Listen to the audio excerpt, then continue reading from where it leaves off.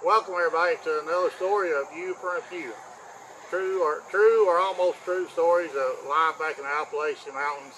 Stories that wasn't meant to be funny, but events occurred and it just happened. This is a story I called Late for Your Own Funeral.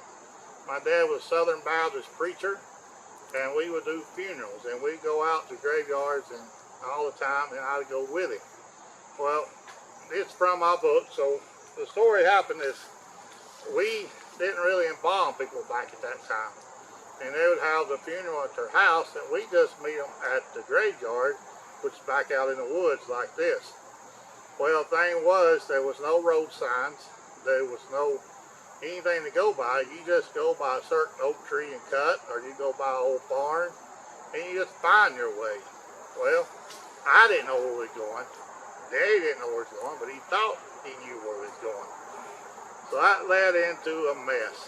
And so we got lost, believe it or not. Of course, there was no road signs. We drove around for an hour. We were supposed to be at the church. He wasn't there. He was getting aggravated. So finally, we found the right road. I think we found it by mistake. So Daddy goes and we pull up to the graveyard, and everybody was gone.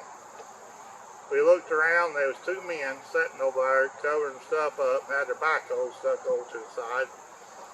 And they just finished covering up everything. Daddy said, well, we missed it. I said, yes, Daddy, we did. He said, what are you going to do? And he said, well, I told the family I'd say a few words over it, so I'm going to say a few words. I said, that's what you felt led to do, Daddy? I'm with you. So we get out, and we walk over to them two men. And Daddy looks at him and says, y'all mind stopping? So now I need to say a few words before y'all finish covering everything up. And they said, preacher, we'll do whatever you want. If you want to say a few words, you go right ahead. We'll stay here all day if you want to say a few words. It doesn't matter to us. They said, yes, sir. So Daddy pulled that Bible out. And him being a Southern Baptist preacher, fire and brimstone, he let in on it, buddy. You think he's going to raise his dad, how much he preached. So about 30 minutes later, and me looking at them other two guys, he got finished. I don't know who was more glad, them or me. So when he got done, he thanked those two guys, and he said, appreciate it. Thank you for bringing us, letting us do it. So I'm sorry I interrupted you, and we'll let you finish up. And we turned to walk off.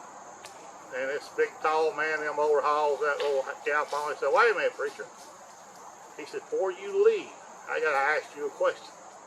He said, yes, sir, what is it? He said, you know, I've been doing this job for 20 years. I've been doing this. And he said, this is the first time we ever had anybody preach over septic. So, if you like my stories, hit subscribe. If you like my books, they're on Amazon, You for a Few. We hope you enjoy them. Have a blessed day. Thanks.